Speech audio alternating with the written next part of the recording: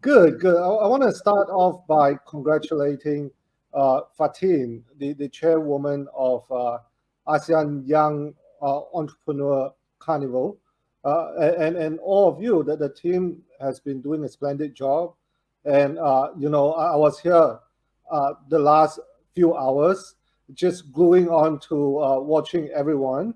I personally have learned a lot and was inspired. And I can't wait to speak to my fellow panelists. Hey guys, we have panelists from Brunei, obviously, and then we have Vietnam, Philippines, Indonesia, and Laos. If everyone bring a pot of food today, it would be extremely colorful. Now, I will lay out, the outline of the structure in which I'm going to head this meeting. I would first read out, a short profile of each of you, and then I would allow 3 minutes for each of you to have an opening remark. In the opening remark, you may talk about who you are. You may correct the fact that I was reading out. You may also, dive right into how digitization has impacted your own business in a good way or a bad way. So before I read on everyone's wonderful bio, I want to stipulate this upright. I don't know why, as a non-tech person, that Fatin has put me on the chair to ask all of you questions. So as you would expect someone who is not well versed with technology, I'm gonna go back to basic and ask a lot of common sense questions that may or may not annoy you, but please bear with me. All right.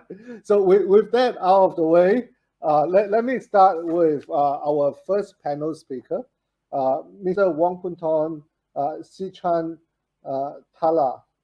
Correct me if I've pronounced your name wrong. And I will call you John. Yes. Yeah, which would be a lot easier. Yes. So John, has more than 20 years of experience in the IT field. He is the founder and the CEO of JLS IT Seoul Co. Limited, providing IT solutions services to public sectors. And at the same time, he is the CEO of Wellness Trading Online, an authorized crypto exchange and mining platform sandbox project in the country. John, when I was reading this, to tell you the truth, yes, I was lost. And then we had a nice conversation, and you told me I help make people get rich through cryptocurrency. So that's essentially what I know about you. Please teach each of us how to be like John in the next 75 minutes. Yes. Next, thank you. Next, we have my fellow compatriot from Brunei, Susanna. Before I say hello and read out, I have a mission, and the mission is to tell you how proud she is of you from Suvi. Good afternoon, Sean, and thank you. Shout out to my sister then, in case everyone's wondering who Suvi is. Yeah. It is such a small country, everyone, that apparently Sean knows my sister. I went to school with the sister, and we are all extremely proud of you, Susanna. Thank you. Susanna, off the script a little bit, Susanna is, if I'm not wrong, the youngest woman CEO in Brunei, in a major corporation. I don't know how she does it, but apparently, according to her source, Susanna works 7 days a week, 14 hours a day. So here we go. Well, not sure I'm the youngest, but I am certainly one of the few female in Brunei. Really blessed to have had the opportunity to be in this role and contribute however I can, not just to the organization, but also to the Brunei nation. Thank you.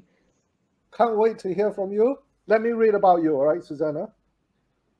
So Susanna Suharju is the CEO of Imagine Sendirian Berhad. She's one of the few women in leadership Brunei. Susanna was appointed as a CEO at a crucial time in Brunei's telco industry that underwent a significant transformation in 2019. She's led the organization and navigated it towards a more competitive environment. In tandem with demands of the competitive market, Susanna promotes a vibrant working culture where she emphasizes on creativity and openness throughout the organization. Susanna has had years of working in multinational companies, both in Brunei as well as in Europe. She's a qualified barrister from the Honorable Society of Lincoln's Inn and is a chartered procurement professional. Outside of work, Susanna enjoys being a mummy to two young girls, who she hopes will be confident and fearless. I love the fearless bit. Thank you. Right. Next, we have Mr. Ledak Lam from Vietnam. So I'll call you Lam, right? Yes, call me Lam. Hi, everyone.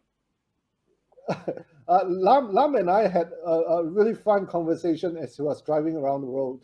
So, and I was intimidated because the more he speaks, the more I feel so tiny about myself. Let me read out what Lam do. All right. Lam is the former VP at Indochina Land. He's the Vice President of Doi Nam University. Lam, are you required to teach as a VP? No, I'm not. Fortunately not. So you're bossing the teachers, which is a lot more fun. No, I'm just trying to create the best environment for them. Wonderful, wonderful. Okay, let me continue. I'm not finished yet with your title, man. Lam is the chairman of vntrip.vn. It's like the TripAdvisor. No, not TripAdvisor, but the what do you call that?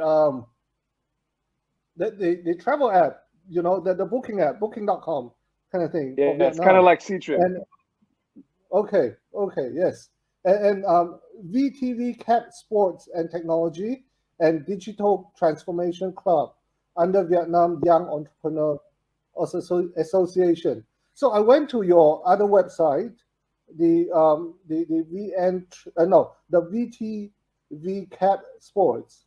It's a bit like Netflix on steroid.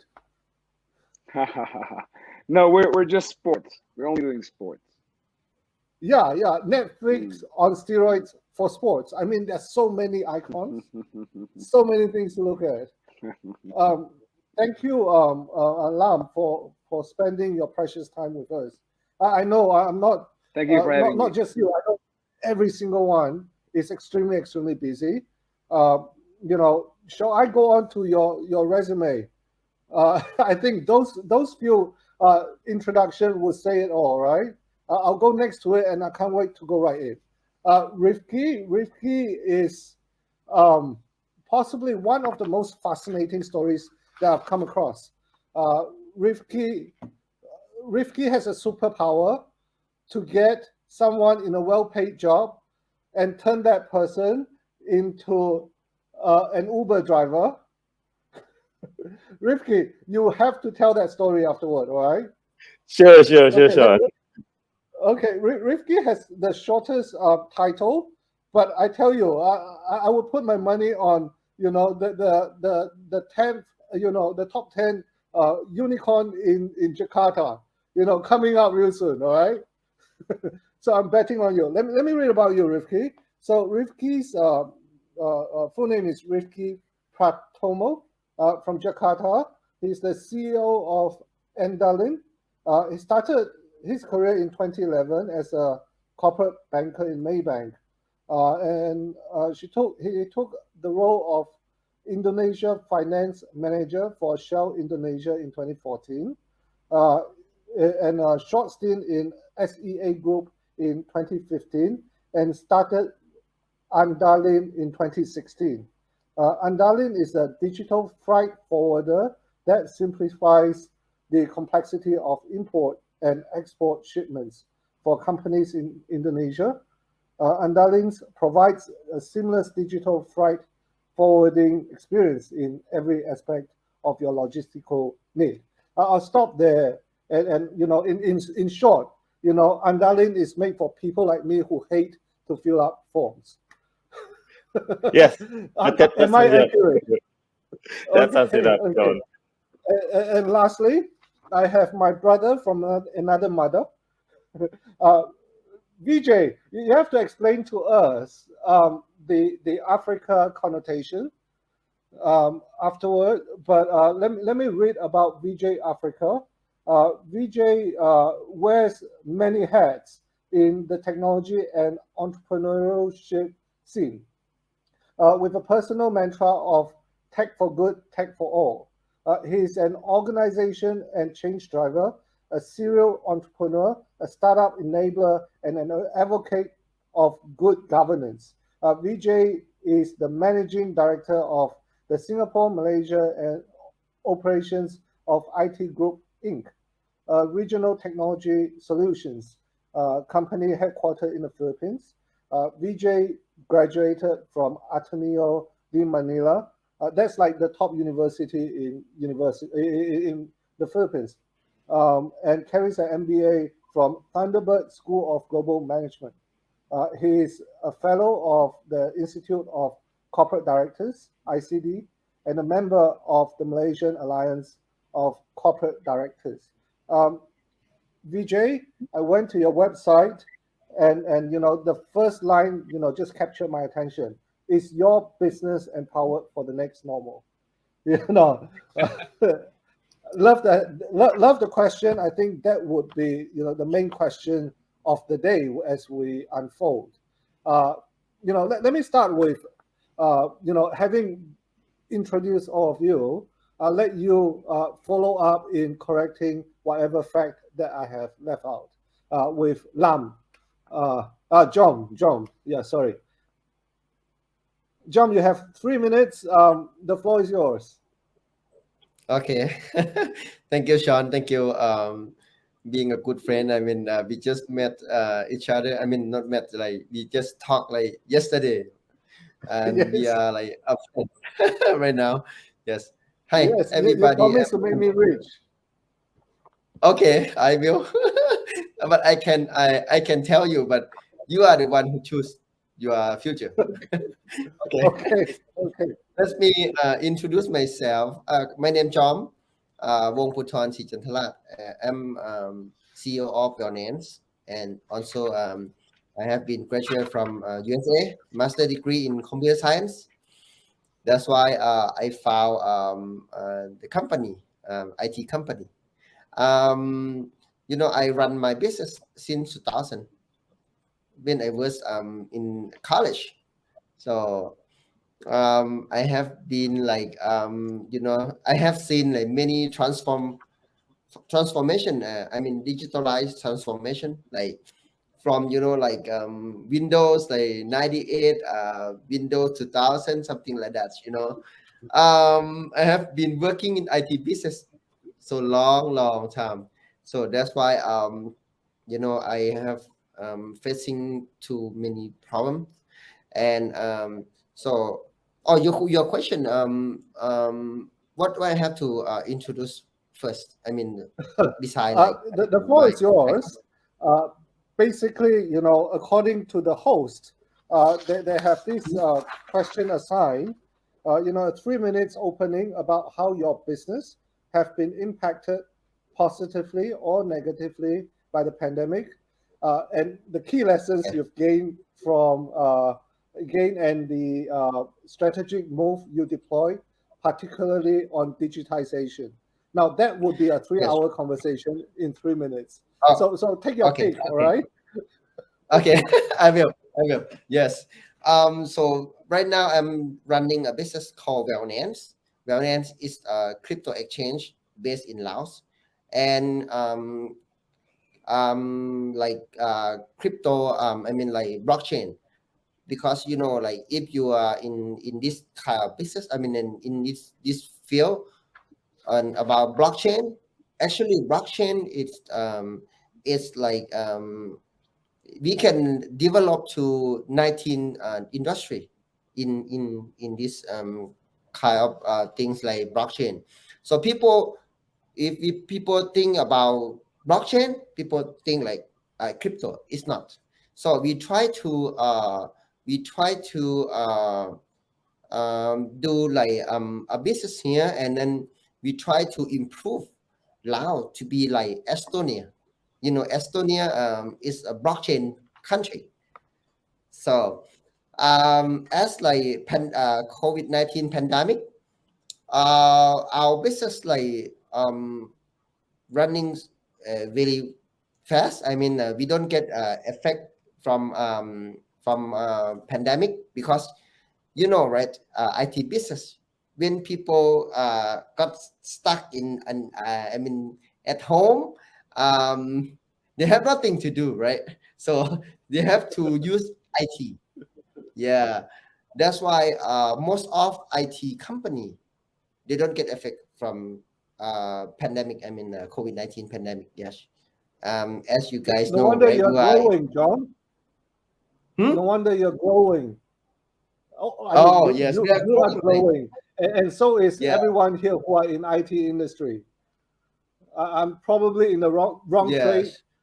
and after this, I would migrate to yours. Yes. Like we grow like at least 200% last year. So from like start like from 200% last year. COVID-19. Yes. Oh So wow! and hopefully we will be in unicorn, I mean next couple years from wellness. Yeah, that's our plan is. Yeah. And then we try to improve, as you know, right? Lao is it's like sandbox country. I mean, like legalized by government to do crypto, especially like crypto trading, crypto mining, and blockchain. Yes. So they trial like 6 companies in Laos to do crypto. There are few country in the world that got like license to do crypto. Yes. Fascinating. I love Yes. the optimism and the confidence in and the aspiration in projecting yourself to be a unicorn in a couple of years. I wish you all the best, and I speak for the other 5 of us. We have shared a moment Yes. together today. Okay. Susanna, 200% growth from Wellness Lao. Imagine how many percent growth last year. well, then I guess this is the time for me to just dive in then and tell you how we're impacted at Imagine then because of this pandemic, Sean. So so I mean I think similar to what my colleagues have also indicated, unlike some of the other industries, I suppose you can talk about travel, F&B, and whatnot. We weren't necessarily impacted negatively. Yeah, being a premier telecommunications provider in Brunei, we were very fortunate. We didn't feel necessarily that financial constraints that some other industries would. But I guess the constraint that we experienced, especially over the last couple of months for us since Brunei, encountered our second wave, is really how we needed to change out our operational point of view, if I can call it that. Yeah. I think key word here, and it's a word that's been used quite a lot already in the AYEC session throughout today, is to adapt. Yeah. We've had to adapt not just in terms of how we manage or provide our services to our customers, but also for Imagineers. Well, as I shared with you, we call ourselves Imagineers. Yeah, even in the approach that we do work. Yeah. One of the things that we wanted to make sure as well is, first and foremost, everybody stays safe. Yeah, and that the team has the necessary tools for them to perform their task. Yeah. I have to admit, because we've had to reevaluate the way we approach our business, again, as I said, not just to meet the demands of our customers, which I think it goes without saying, it's been an exponential increase in demand over the last couple of months, over the last year, but also Very happy problem. yeah, I'm not complaining. But also, of course, we've had to bear in mind what exactly does our shareholders expect of us to adapt to all of this. We've had to make sure that our BCP maintain a certain level of quality in our products and our services to our customers, because I have to be very mindful of the fact, we have to be very mindful of the fact that my team is essentially doing their work from home, from their home office, if they're lucky enough to have one, from their living rooms, and all of this while playing different hats. I can speak for myself, over the lockdown period, I'm not just a CEO, I'm also a teacher. I'm also a cook sometimes. Yeah, so it's not easy. Yeah, so certainly not easy. We've had to consciously delay some of the product launches that we had. We've also had to delay some of the our new Imagine Go app launch, because we knew that at the start of the lockdown, we knew that people really needed our service more so than anything, and we didn't want to disrupt our customers, because it was not the time. Yeah, it was not the time to be introducing something new when people, I guess you can say, people were feeling anxious about the whole thing. Yeah. Those conscious decisions that we made did have a cost implication. I won't lie to you. I think my colleagues would appreciate that. Yeah. But I guess, just to try and move on to more positive things, I think that the time also really tested us truly living our core values. We were nimble, we were flexible, and we really needed to try to make things simpler, not just for ourselves, but also how we provide our services. And this is where, we further adapted the use of digitalization in our approach. Yeah. As I said, the very heart of what we do is our customer. Yeah. So, we encourage our customers to go on to this digital journey with us. Yeah. Even simple things like, we've improved our website, we've improved our apps for the convenience of others. However, we do realize, and you would also be appreciative of this, Sean, not everybody is used to just yet going on to the apps and the websites, as much as we'd like to. There has been a significant increase in Brunei, but so even within then, we've had to use different means, like we introduced an online queuing system, for example, for those who prefer to go onto our branches. Yeah. So it's all about adaptation for us. Roses, yeah? Sorry, no, it's certainly not all roses and whatnot. Certainly not. But I think and I think as we speak through a little bit more later and hearing learnings from our colleagues in this forum as well, it's all about adapting. It's all about adjusting. As leaders of organizations, you also have to be very appreciative of not just how we continue to run our operations, but how our respective team members also themselves have had to adapt. Yeah. So we've introduced a number of different things in Imagine, like say, for example, because everybody uses Team. We've all had to interact online. we have to change things about a little bit because, of course, people's anxiety levels are high. We will dive deep into the Oh, operation yes, of course, shortly. of course. I'll just Yes. give everyone a very quick introduction for themselves, and then Yes. we'll go right in. Thank you. All right. Thank you so much, then. Yes. Adoption is key. Lam, you have the most colorful resume. The question is, which one do you pick to introduce about yourself? Hi, everyone. Again, I think I'm representing the Technology and Digital Transformation Association today. Obviously, I've been introduced to this event through the Vietnam Young Entrepreneurs organization.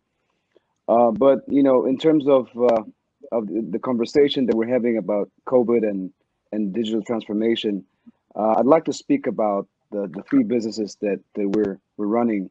One of them is VNtrip, which is a travel company. The second one is our university, and the third one will be VTV Cap, which is the national cable TV. And I think with regards to travel, obviously we were hit first during the pandemic, and we're recovering last. It was very difficult time the past 2 years, and actually in Vietnam, the first and the second wave, the government did very well in containing the virus, and so we were for some time under the false impression that somehow magically Vietnam won't be affected by this whole COVID wave. And we thought, we were laughing for a time. Same in Brunei. Same in Brunei. Yeah. I mean, before the Delta variant, we did really well. I thought that that Vietnam would be an exception, but then the Delta variant came, and it hits really, really hard. Because we were not prepared for the vaccinations, and we had no plans in place. So travel was hit first. And we had to adapt very quickly.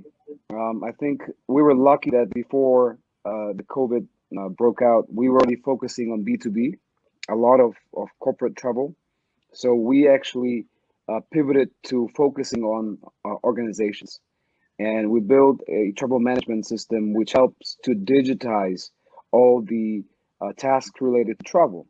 So basically, instead of having paper approvals, we simplified it with apps and the website. So everything that you had to do on paper, you had to submit apps to your boss. Everything else, we digitized that, and so that helped us, during the pandemic, to grow the customer base, and slowly just focus on quarantine tasks and helping corporations basically with their smaller travel tasks.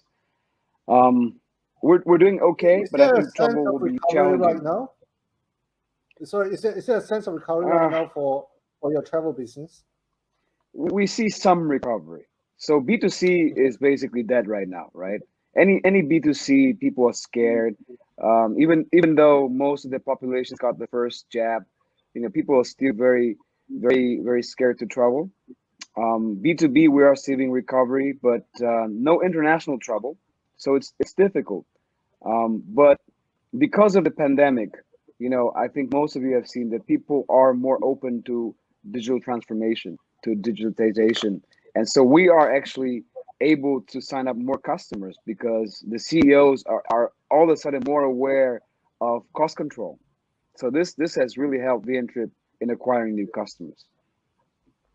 So you're turning an adversity into opportunity. The classic exactly. Chinese YEAB. Yeah, I think this is the bright side. And so, I think the biggest case to make for digital transformation is with the university. University is where we have, most of the old professors who are, really, really against, changing, right? Against change. And, it would be very difficult for us in the past to force them to do online lectures and to basically use computers and online grading. And the greatest thing about this pandemic was that they had no choice. I mean, they had to adapt. And this has been phenomenal for us. Perfect storm. I think it was great for us.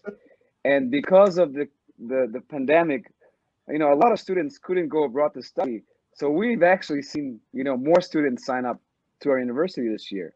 And with more students coming in, with the teachers more willing to change, we're doing everything we can now to invest in digitization of everything in the school, because this is the great chance that we can force all these old professors to make the change. So I think for universities, it's actually very, very good. Fascinating. In terms of our cable another TV, winner, your Netflix. Yeah, for cable TV, it has been a pretty good year, because obviously there is nothing much to do when you're home. So you are obviously gonna sign up for as many pay-per-view or cable TV, whatever you can. So Netflix, TV Cap, and all those things has helped us tremendously. This year to grow our subscribers. So it's been good. I think we're seeing the light at the end of the tunnel. Travel is very, very challenging. I think this is the most challenging sector, and I hope that the pandemic will be soon over, so that we can go back to the new norm. So Lam, 2 out of 3, you're still doing very well, laughing to the bank. Well, the greatest thing was, during the whole lockdown, I had more time to go play golf, and didn't have to go to the office. Fantastic. Vijay, you had an enlightening moment, through the pandemic, for your own personal newfound perspective. I'll let you dive into it, however you want to open your floor. Yeah, well, good afternoon, everybody. Thanks to the organizers for putting this together. And had I known that I would be around really distinguished lady and gentlemen, I would have worn a tie. You're not alone. No one's wearing a tie. Don't worry. But that being said, yeah, when Sean actually asked me what was my discovery of myself from the pandemic, I was trying to think of something really funky, creative, something really off the wall. And what I realized is, I'm not sure if anyone in the panel has experienced this, but I think I've done around 7 weeks of quarantine this year because of travel. So I've had a lot of time to reflect and I'll have a lot of time for myself. Of course, there's always work, and having all of these tools allows you to still be productive while being under quarantine. But what it's also allowed me is to do a lot of reflection, introspection, and this whole pandemic has forced us to rethink priorities, to understand what the heck am I doing? Essentially, is this worthwhile? All of a sudden, time is, and I do apologize to John because he's in cryptocurrency. I think time is still the most valuable commodity. We just can't buy it, and so it's really forced us to think things through. And I've had a lot of time to think. Again, having spent 6 or 7 weeks of quarantine, I'd like to insert that reflection in terms of entrepreneurship, because again, I'm surrounded by successful and really inspiring entrepreneurs, and I'm hoping the folks attending this talk are also entrepreneurs themselves. What the pandemic has forced us to do is it's forced risk in our face. So a lot of entrepreneurs look at opportunities, and we're forever optimistic and excited about opportunities, right? But sometimes what we don't see are the risks. With the pandemic, it's normally the risk you first see before you pursue an opportunity. So I think to a certain extent, opportunities have somehow naturally upgraded themselves, because now we're thinking of the risk first, of what the risk is in front of us, understanding how that can be an opportunity. So as you can see with the different panelists, we've actually discovered ways and means to take advantage of the challenges of the pandemic. Of course, it hasn't been easy. I'm sure all of us have lost, whether friends or family, and it's been tough. But we've also seen the opportunity again that risk actually provides. So I think to a certain extent that was part of my reflection and worth the 6 or 7 weeks of quarantine, Sean. Well put. I must echo what you say. This is possibly the most optimistic forum that I've been in a long, long time. Everyone's depressed, and they haven't discovered the IT industry yet, apparently. Now wait till wait till you hear Rifki's story. Rifki, take it away. How do you tell us about your superpower in getting a high-paying finance executive from Shell to join you and put him as an Uber driver? All right, thank you, Sean. Good afternoon, everyone. Yeah, maybe just the long story short. So before starting Andalin, I was working, as mentioned by Sean, I was working in Maybank for quite some time, and then later on joined Shell, and that's where I realized basically, during my time in Shell, is that even a large company such as Shell, a lot of the process inside of it is still done manually, right? So it comes to a point when I was asking my team, what do I have to approve 100 to 150 emails every morning? It doesn't make sense. Can't we just automate this approval, right? Yeah, because basically the technology was not there. So that got me thinking into developing a technology that can eventually simplify international trade. Starting with logistics, that's why we go to digital freight forwarding first. And then after working in Shell, I decided to resign from Shell because I wanted to focus on Andalin. And guess what? So I was working as a cyber cafe operator at the time. From a country finance manager now becoming a cyber cafe operator. I was also selling PCs on the side as well, door to door. So comes my previous partner in Shell, who was much more senior than I was. So he was asking me, why do you decide to become a cyber cafe operator? This does not make sense. Is this your future, or are you somewhat depressed already? so I told him, no, that's not the end game. I told him in the future, back in 2014, 2015, a lot of the disruption was done on the B2C front. But eventually it will catch up to B2B, to sectors in industrial, manufacturing, as well as logistics. So the thesis was, 5 years from then, which is 2020, 2021, a lot of the logistics as well as international trade will be done basically through online technology. So I outlined, I shared with him basically the potential progress of B2B digital adoption, and this, basically got his interest, and he was asking, can I join the team full time? I told him, you have to keep your job, and he did. So he did. He quit his job. On the side, he was being an Uber driver for about a year or two before we started generating revenue. Has it been worth it, Rifki? I have to ask him, or I think you have to ask him. No, you signing the check, to his account. Yeah. Is it manifold right now? It should be worth it by now, right? It should be worth it by now. And this is something, echoing to what Vijay mentioned regarding risk management during the pandemic. This is something that I think all of the companies are witnessing as well. Back in 2019, no one predicted COVID will happen. So when we did our forecasting, when we did our program, setting program for 2020, no COVID was in the picture, basically, right? So for a lot of companies, when it hits Q1, Q2, some companies, basically throw the white flag out. But I see a lot of companies that in terms of technology has adopted the new technology, not only technology, but as well the way they process their business, somewhat can survive the storms. This is including Andalin. So I won't say that the Q1, Q2 that we're immune to COVID, but at least in Q3, Q4, when the economy starts to rebound, we did catch up to our business, and we can rebound much faster than conventional freight forwarders or conventional logistics.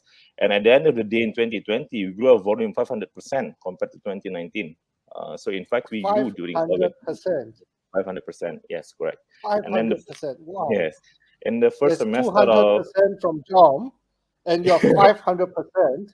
I'm going to go back to Susanna and press on the question. How many percent afterward? But this is, you are one-upping each other. I'm enjoying the conversation. Keep going, Rifki. Preach. Yeah. So yeah, I mean, after our basically survival and success story in post 2020, early 2021, a lot of the logistics company as well as the conventional freight forwarding company are now starting to open up to technology, what they call solutions, and this is a good thing as well, because eventually to create a much efficient international trade, it cannot be only Andalin as a sole player. It has to be an implementation of a strong ecosystem, a digital ecosystem that everyone has to participate in. So yeah, so that's maybe my 1 or 2 cents regarding how we cope with the pandemic back in 2020 and reaping the rewards in 2021. You know what is really interesting amongst all of your answer is that my first question was to be, how has your business helped solve problem through digitalization? In one way or another, you guys are providing a real solutions to a problem that's existing. As a result, all of you are thriving. Well, with really one exception of the travel industry, which is inevitable. I want to shift the momentum of the conversation to leadership and culture in the tech industry. I know that you guys go 100 miles an hour. I don't think any one of you sleep, right? Let me know. Susanna was talking about having understanding, having compassion for your staff, making sure that they're well coached. She called herself a teacher, amidst COVID-19. So let me come back to you, Susanna, in continuing your story on how important it is to ensure that there is positive momentum amidst the fast changes in your company in keeping up with the demand. Thank you, Sean. I think it's extremely important. Since I think simply because in order for an organization to be successful, one cannot do it on their own. Yeah, I think all my colleagues here as well can attest to that.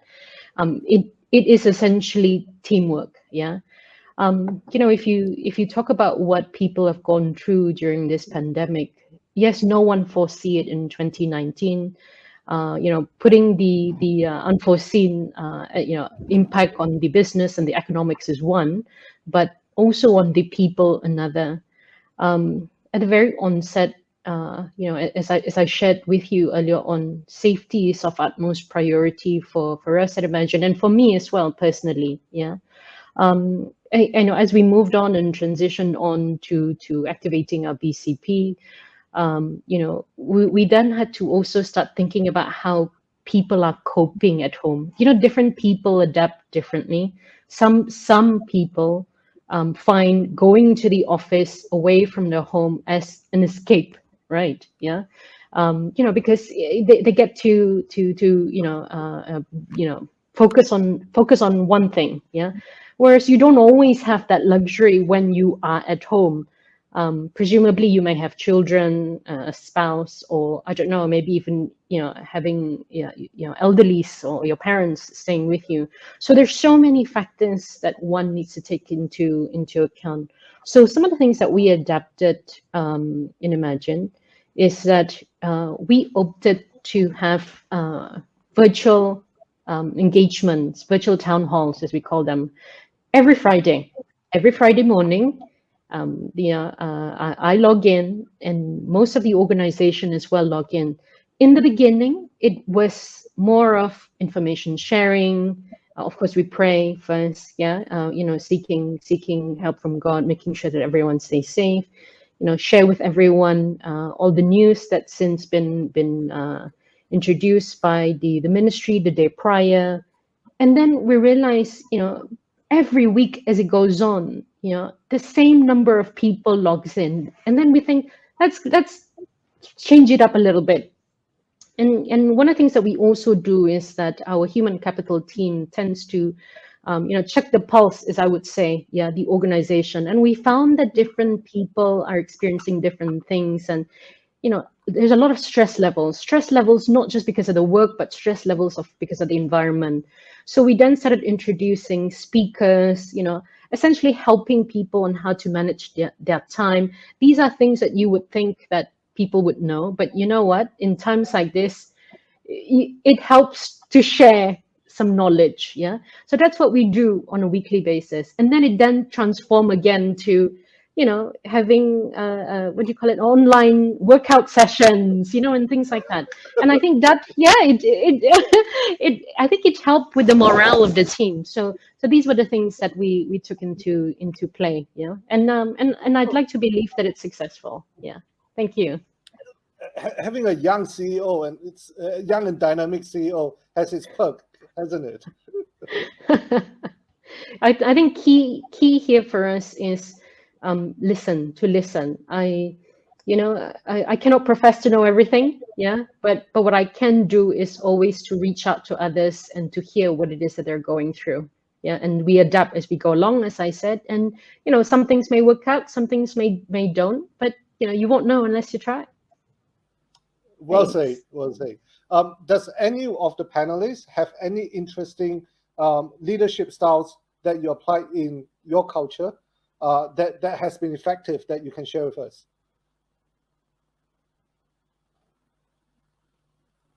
I'll take a crack at this. Yeah. I think it was particularly challenging for us at VN Trip during the pandemic because a lot of people thought the company wouldn't survive. And, not just the company, the industry. We saw a lot of companies going out of business. And, one of the biggest challenges was actually to keep our staff from not just switching to another company, but switching to another industry. So it's kind of like, I think it's kind of like being a captain on a team that just got relegated. So you want to keep your best players on the team. And you have to be able to sell them the idea that, we're going to get promoted again, that we'll do well. And, you just got to stick for this one season instead of transferring to another club. And I think that you're takes... referring to your travel industry, are you? Yeah, I'm referring to travel. I'm referring to travel. So it was particularly challenging during that time. And I think, you really have to be close with your employees, with your staff. You really have to show them that you understand their challenges that they're going through, and you have to be able to sell them this idea that what you're doing is going to work out in the long term, and they have to buy into that vision, because those that don't buy into that, they'll leave the company, because they either staying only for the money, and not because of the belief in the vision of the company. You don't want people like that anyway, right? So you have to really see that they buy into that. We spent a lot of time, we hired a guy that did weekly meetings online for culture training. So, we copied the, there's a company called Vanto, and they do corporate culture, and they charge about $15,000 per employee for a course like that. And so we hired US dollars. So we hired a guy that went to that course and, took really good notes, and then he brought all that back, Very smart. and helped us do that with our staff. But, I think it's incredible. I mean, it's incredible how much brainwashing it can do. It's really, if you do it over and over again every week, you tell your employees about these are the values of the company, this is where we headed, this is the vision. And if you do it over and over again, and they have very, very smart strategies to brainwash people within the company. And after a while, they really believe in that, and they live by that culture. And then when you run the company as a leader that has sort of brainwashed your employees into believing this whole culture thing, it's so much easier. And a lot of them will come to stay with the company, especially through those difficult periods. So I think investing in those culture training sessions was one of the best investments that we've made. And obviously now we are left with the stuff that I don't think will ever leave the company, at least until, you know, we're very successful and they find better jobs. But definitely through the difficult times, you know, it was we did well, I think. And so I think that's the experience I wanted to share with travel. It's very, very challenging. Amazing. I see that you and Susanna share very common threads. You know, when in doubt, invest in your people, capacity building. Now, I've got 2 follow-up questions for you. Number 1, can we have the contact of not Vento, but the cheaper guy? And number 2, you mentioned something about, you know, so-called brainwash, right?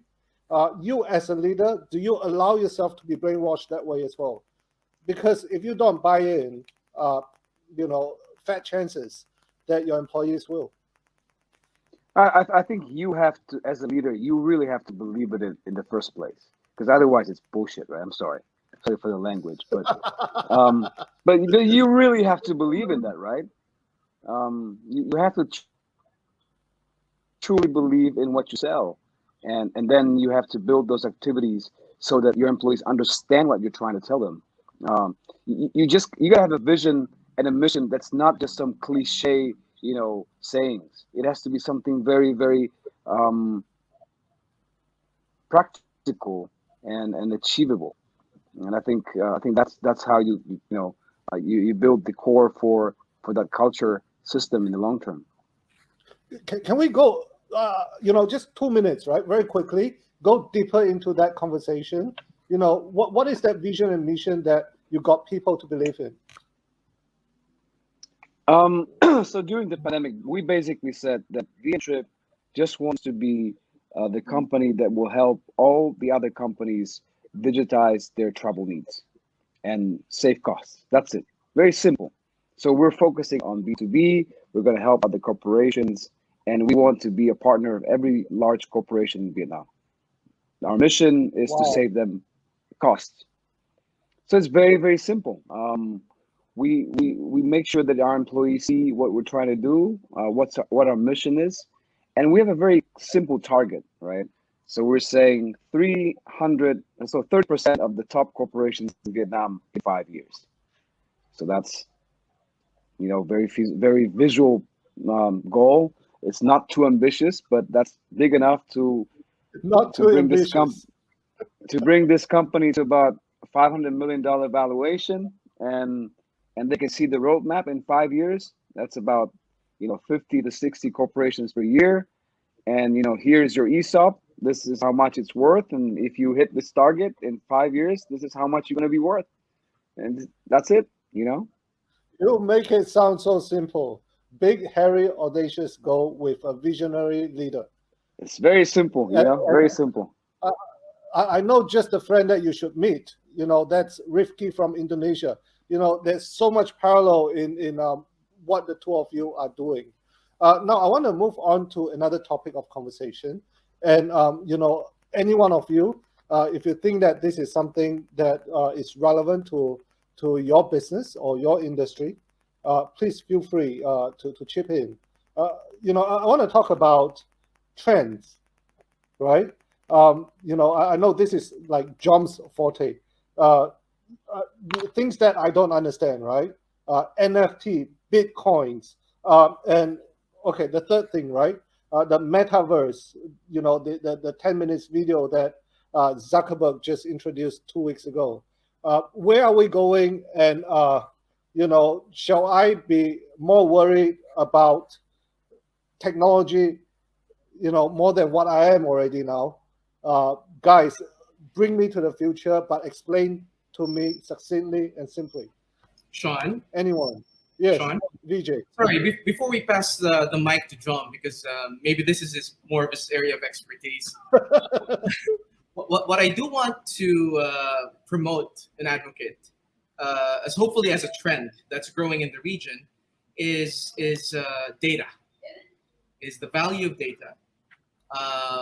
data governance, data ethics. I think what's also very important is having data-driven organizations. And back in the day, when maybe technology penetration was still rather low, we all had an excuse for not having enough data. We didn't have the right systems. We didn't have the right platforms to capture all of this information. We don't have that much of an excuse anymore. You know, we've got all of these systems in place. And if you don't have those systems in place, you know how to contact me. As a side note. Okay. But that being said, we've got all of this data around us. And I think we are maybe a bit past, you know, we're way past understanding this. We should now be embracing it. We should now be benefiting from all of this data. But then again, a lot of things need to be at the forefront of all of this effort and all of this excitement. And again, it's data governance, understanding how data can help organizations. What does the data tell us? You know, what stories do they tell us? You know, it won't be as sexy as crypto and all that stuff, but data is powerful. And you know, we've heard a lot of people say that it's the new oil. I've also heard people say it's the new water. It's as important as water, right? So that's one thing that I think it's a trend. It should be more than a trend. It should be a way of life. It should be a normal way of business, in my view. So maybe I'll pass it on to John for stuff that I don't understand. Yeah, Sean, if I can, if I can just, Vijay, I completely agree with you. Data shouldn't be a trend. It should be the way we do business. Yeah.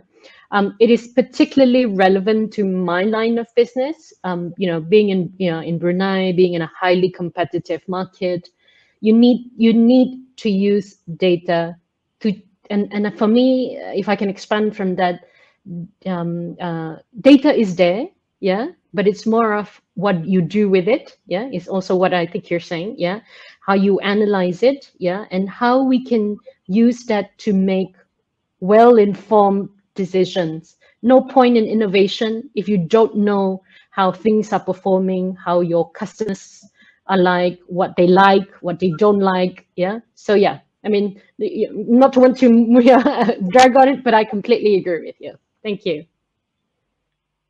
So I have this favorite phrase. I don't think it's applicable in this forum.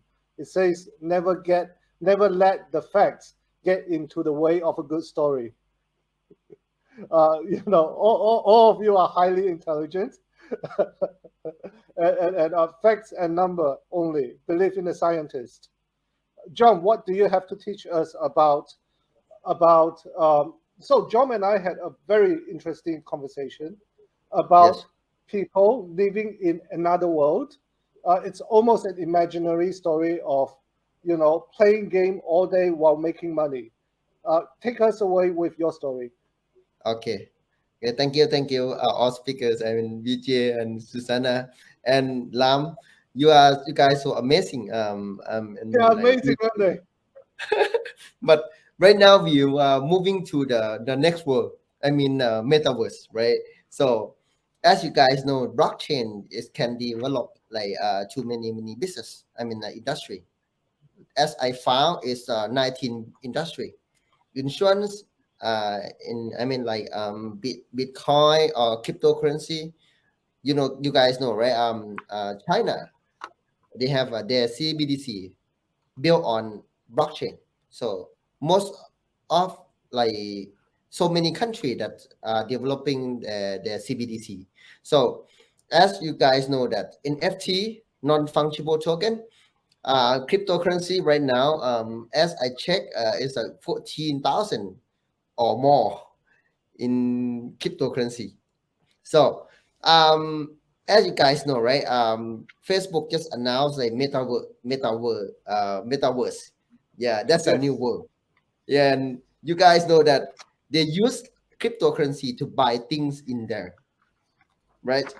To buy a token, I mean NFT, and they build land, and they build, like, they have sandbox. They have decent lands that more. I mean, the land is more expensive than the real world.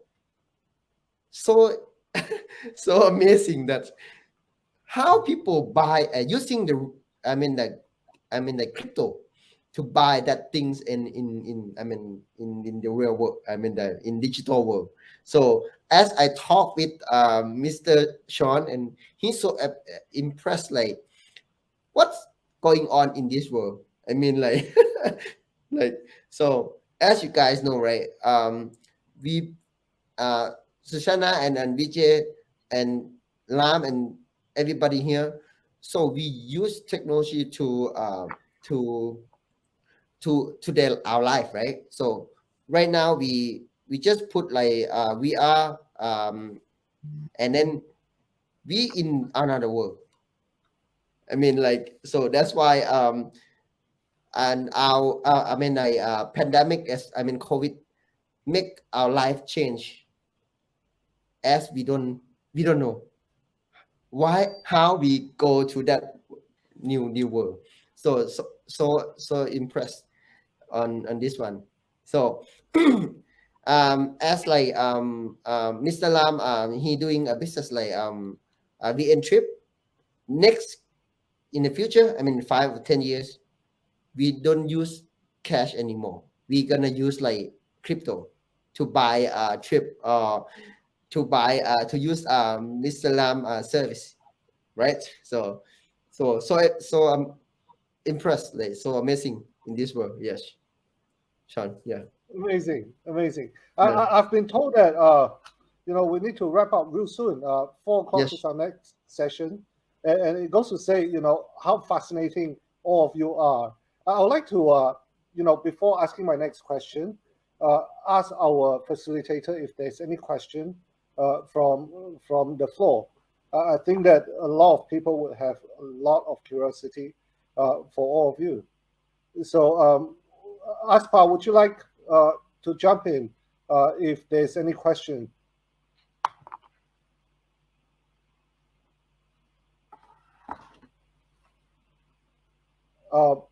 Well, okay. No? Okay, let me continue. Yeah. Let's move the conversation.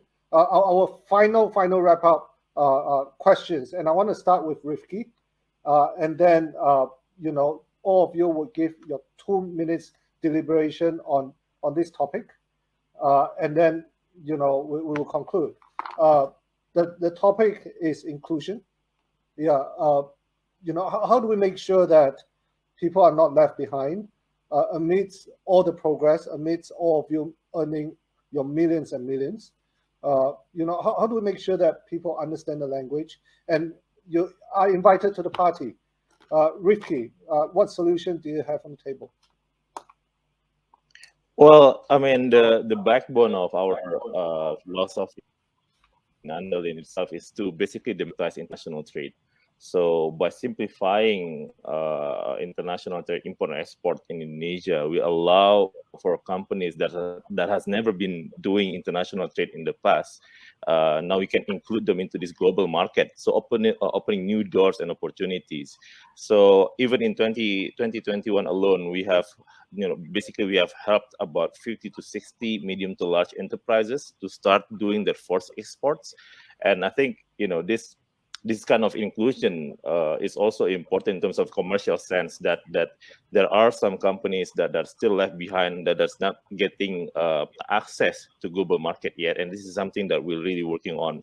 But on top of that, something that I would like maybe to add as a wrap up as well, Sean, I like to echo what Vijay mentioned earlier on regarding risk and opportunity. And technology itself, as we discussed regarding metaverse and so on, it presents opportunity, but there are risks that we need to also prepare for, and so we as the pioneers in terms of the frontiers of technology, we are also responsible for making sure that the technology that we develop is safe in terms of its data security, as well as the usage of those data, as Susanna mentioned as well. So that's from my end, Sean. Wonderful. Lam, over to you, please. Inclusion. How is the digital divide in Vietnam? And are there efforts? You're in the education industry. What has been done to make sure that there's no one left behind? I think in Vietnam it starts from the government. For the last 2 years, the government has done a lot of events and a lot of let's say propaganda towards digital transformation, and even within the government itself, there's been a lot of money that's being spent on the efforts to for digital transformation. So I think it starts from the leadership in the country, but I think in the long term, even if you don't include all these people, inevitably they will have to transform themselves. I think otherwise they'll be left behind, and there's a lot of money left on the table. So I think you don't have to do much anyway. In the long term, people will adapt and will transform. Business will cause them to have to adapt. And Lam, you have it easy. I'm not gonna press you on the difficult question on personal leadership, but the next person holding the mic will have to be answerable. If not the government, then it has to be you. So who would like to talk about personal leadership in bridging the digital divide?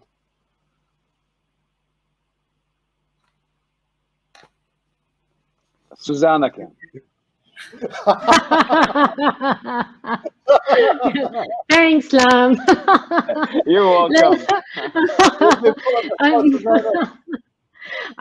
Okay. So in my attempts to answer that, let me talk about inclusion as well. Then, for me, inclusion is, yes, it's all about trying to mitigate this digital gap that we're speaking about. Yeah. I think everybody plays a part. Yeah. Be it the government, regulators, corporates, the education, so on and so forth. I think everybody plays a part. The reason why I say that is I'm gonna bring it down to something that's near and dear to my heart, is of course this digital literacy.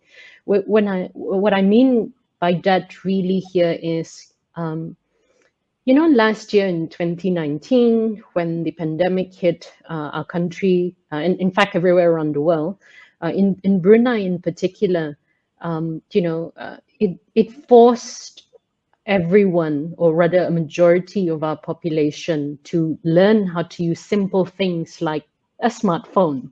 Yeah,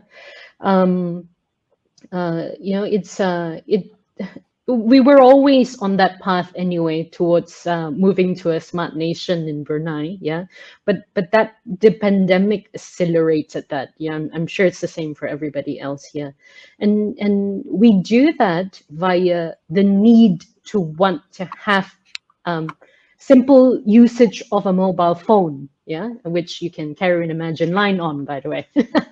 A shameless plug, right? Yeah. And now we've seen that rather quickly. Yeah, you've seen a lot of people use mobile phones, use smartphones. Yeah, I mean, even our elderlies in the 70s, who are in their 70s and 80s, are now carrying it. Because why? Because everyone has to download in Brunei what we have, the Bru Health app, where you need to make sure that you show that you're fully vaccinated. You need to, if you want to know what the latest information is, you log on to that particular app. So it can be done. However, having said that, though, because we need to still, yes, we've moved on to the transition phase in Brunei, alhamdulillah. We're not yet quite in the endemic phase. Yeah. So schooling, for example, yeah, I'm gonna bring it back to you then, Lam, yeah, to the education piece. Yeah, that still needs to be done online. So what Imagine is doing, together with the ministries, Ministry of Education, for example, is that because we are conscious that not everybody has access to the devices, to the connectivity. So we are embarking on certain projects to support the nation making sure that there is parity in people having access to telecommunication services, using digital platforms, and hopefully closing in on this digital gap. So if you ask me, everybody plays a part in it: government, regulators, people in this industry players, everyone here. So that's my thoughts on it. Yeah, thank you. So infrastructure, Susanna will say. Thank you. Yes, thank you. Okay, Philippines and then Laos and then so long. Vijay, the divide is prevalent in the rich and the poor in your country. So what has been the solution in making sure that people have access to data and Wi-Fi? Well, it's very interesting because certain kinds of technology, they don't discriminate between rich and poor. Social media, for example, widely used regardless of your economic class. Even those that probably cannot afford to buy something of substance, they still have a mobile phone. They still have a smart device because, hey, how will they get their Netflix? How will they get, how will they jump into Facebook or Instagram or whatever? So do we have a screw up priority in your opinion? Well, I don't want to question people's priorities, but I think that the access to technology is there. But I want to emphasize, though, is the right use of technology. And in many instances, that comes with, I think my colleagues Lam and Susanna spoke about it. Firstly, is education, having that awareness. And I think to date, there is no social media etiquette guidebook or rule book out there, right? That's one thing. While I also believe that inclusion should be across the board, I think I also agree with Lam that the tone needs to be set at the top. That we will be an inclusive nation, we will be an inclusive culture, and it becomes easier to do that. But that being said, I do agree. Everyone has to play a part, and that probably ties into what you mentioned earlier, Sean. It's all about leadership.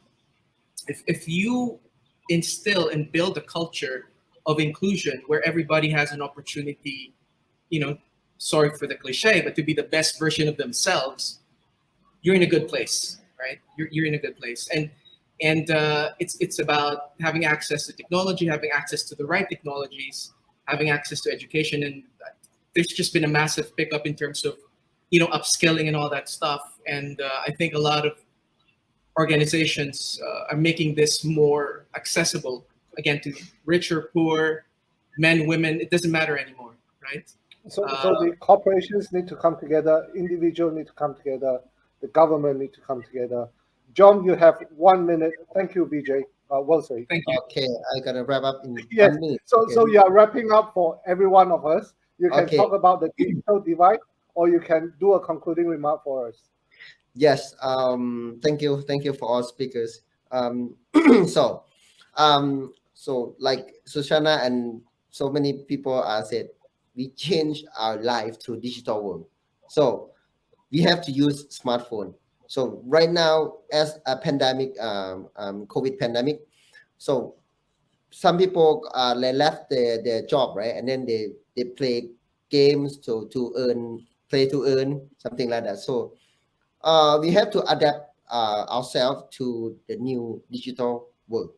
So many ways that we can make money, so many ways that we can use our digital to change our life. So as we are here in Laos, government changed a lot. I mean, like to mobile apps to check on like pandemic news, so many things, and I mean, like use mobile phone. Without mobile phone, we can live, I think, right now. So so exciting. Yes. So that's it for me. So if we if our life change to digital world, so here it's time to change our life too. So to metaverse. Yes, that's what I want to say. Perfect ending. It's time to change, everyone. It's been a pleasure to Vietnam, to Philippines, Indonesia, Laos, and back to Brunei. So Yes. back to you, Aspar. It has been a fun highlight of my Saturday afternoon. I wouldn't exchange it for anything. I hope it has been the same for all of you. From all of us in Brunei, thank you for your nice and kind company. Over to you, Aspar.